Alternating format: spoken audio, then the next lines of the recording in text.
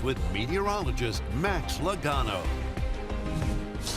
Well, a very good Friday night, and it's still a warm one here in Southwest Louisiana. It's only going to continue to be warm all throughout the upcoming night. But here are the temperatures right now: upper 70s to low 80s, and that's no matter where you are. We go from 80 degrees over into Cameron, 80 as well in DeRidder, 78 in Lake Charles, and over into Quincy, 79 degrees. There we go. Still have a bit of a light southerly breeze around 7 miles per hour. Some clouds the reporting station is picking up on, and that combination will continue to keep our temperatures pretty mild for the rest of the night. But fortunately, we don't have to worry about any sort of rain. Things are quiet here in Southwest Louisiana.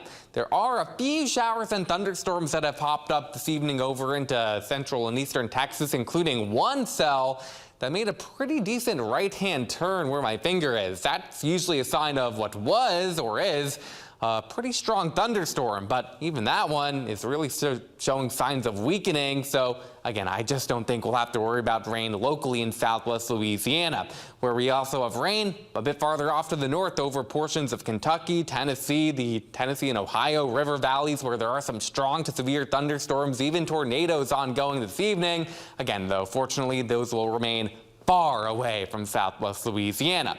So for the rest of tonight, temperatures cool off, and by tomorrow morning, just after sunrise, I think we'll wake up to temperatures again into the mid to upper 70s with a fair bit of cloud cover out around. But by the afternoon, sunshine returns once again. Stop me if you've heard me say this before, but yeah, it's going to be a warm one with highs into the mid to upper 80s along the interstate and likely low 90s in Vernon, Beauregard, and Allen parishes. Also keep in mind, it's still going to be fairly breezy, maybe not quite as blustery as the past couple of days. I still think, though, we'll have gusts over 20 miles per hour, so keep that in mind for any outdoor plans you may have.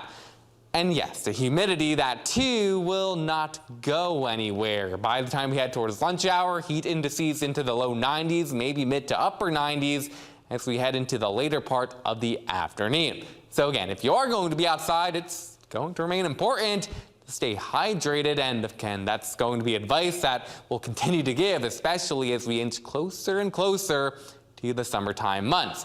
But things are not going to change this weekend, with high pressure still firmly in control, keeping, I think, the higher rain chances to the north.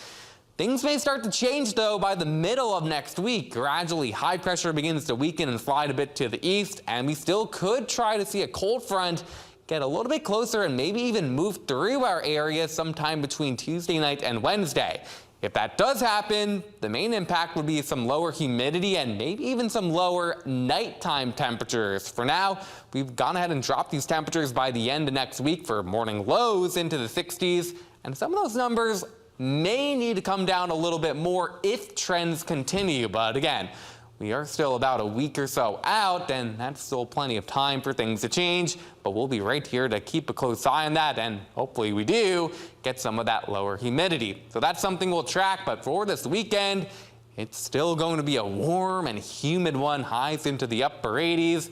So I'll be here enjoying the nice air conditioning in the studio. Yeah, it stays a little cold in here, but I'll be appreciating it for sure, considering how humid it is outside. Yeah, it's instant sweat weather. Thank you, Max. Next, migraine.